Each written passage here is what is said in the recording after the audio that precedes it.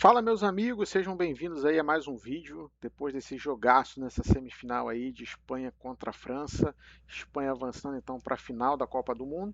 Vamos comentar um pouquinho aí a análise tática dessa semifinal, alguns comentários que eu achei pertinente aqui sobre o jogo e também mostrar um pouco de um estudo aqui sobre cada detalhe do jogo, sobre as duas seleções. Mas antes, te peço aí para você deixar o like, se inscrever no canal, porque isso ajuda bastante aqui a gente, tá?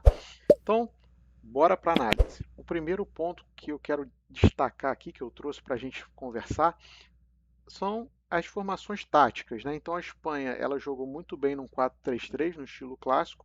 A França jogou num 4-2-3-1, então a gente tinha aí quatro defensores, dois volantes, três meios ali construindo jogada e um centroavante.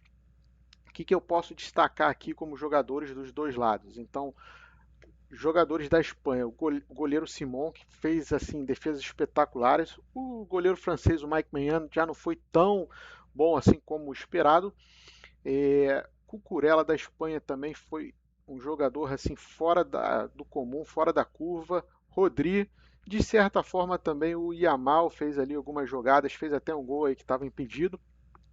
Já na França, a gente teve ali o Rabiot com uma certa dificuldade, o Mike Maignan também não foi tão bom e o Mbappé, infelizmente, aí a França depende muito dele para finalização de jogadas, até para construção de algumas jogadas, e não tendo um plano B, você sobrecarrega ali o jogador e ele fica sem ter muito o que fazer quando tem uma marcação muito acirrada, né? Vamos falar um pouquinho das estratégias utilizadas aí pela Espanha. Então, a Espanha fez muito um perde-pressiona, eu já até comentei aqui em outro vídeo sobre essa estratégia, né? Que é quando você tem a bola e você perde, você imediatamente faz uma pressão imediata ali no seu adversário para sufocar essa saída dele e aí fazer com que ele cometa erros e você consiga recuperar a posse de bola. Um outro ponto que foi muito bem explorado aí pela Espanha, pessoal, foi a posse defensiva. E outra coisa que eu sempre gosto de bater nessa tecla, quando você tem a posse de bola, não importa se você está numa posição defensiva ou numa posição ofensiva. Você está com a posse de bola, você já limita ali o seu adversário de marcar gol, de fazer chute a gol. Então, a posse de bola ela é muito importante para um time que quer sair vitorioso de um jogo tão importante como uma semifinal, né? Um outro ponto também que eu trouxe aqui como um ponto muito positivo no jogo foi o Rodrigo com uma âncora aí do jogo, que ele atuou ali no eixo central, então ele fazia bem, ele conseguia distribuir bem o jogo, fazia pressão, voltava. E um outro ponto que eu trouxe também de destaque que eu achei muito positivo no jogo da Espanha foi um jogo aí com linhas compactas, ou seja, a equipe ela mantinha ali os blocos muito próximos, fechando esses espaços para fazer cruzamentos mais previsíveis, né? E também pensar num jogo de forma de bloco, né? Esse jogo aí que você consegue consolidar melhor é, a troca e o passe de bola. E aí os pontos talvez aí negativos que eu achei do jogo da França. O isolamento do Mbappé. Então, era óbvio que isso ia acontecer, isso estava na cara, em qualquer jogo aí, isso era muito previsível de acontecer. Quando você tem um craque em destaque, você vai ter uma marcação mais ofensiva, uma marcação mais incisiva, né, na verdade, em cima daquele jogador, não tem o que fazer. E aí, novamente, eu reforço, a França não tinha um outro plano B a não ser jogar aí com o Mbappé numa posição muito mais ofensiva.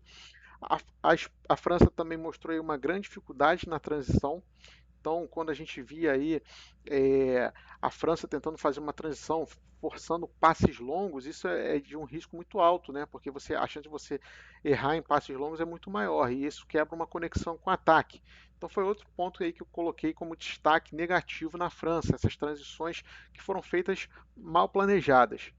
E posso destacar também aí mais um ponto que é a falta de criatividade central sem fazer uma articulação livre ali, então deixando cruzamentos laterais mais fáceis de serem interceptados aí pela zaga espanhola. Um fator também que foi muito interessante para a Espanha foi o Yamal, por quê?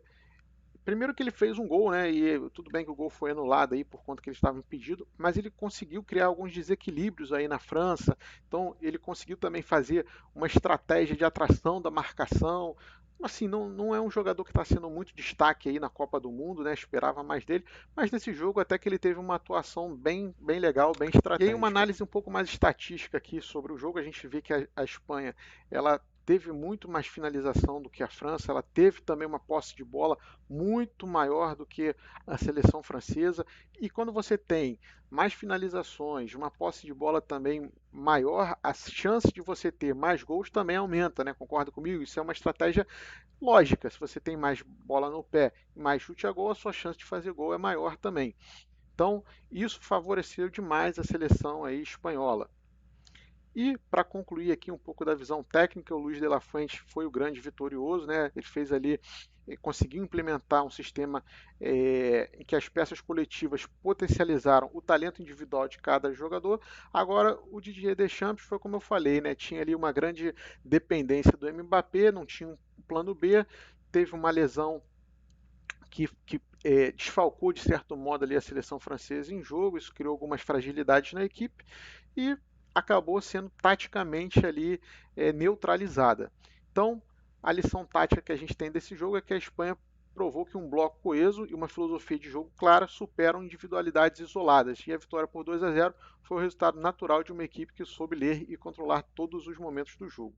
Pessoal, eu queria saber de você o que você achou desse jogo, se essa análise tática aqui está em coerência, né, com o que você viu no jogo. Então comenta aqui embaixo. Mais uma vez, não se esquece de se inscrever no canal. Muito obrigado e até o próximo vídeo.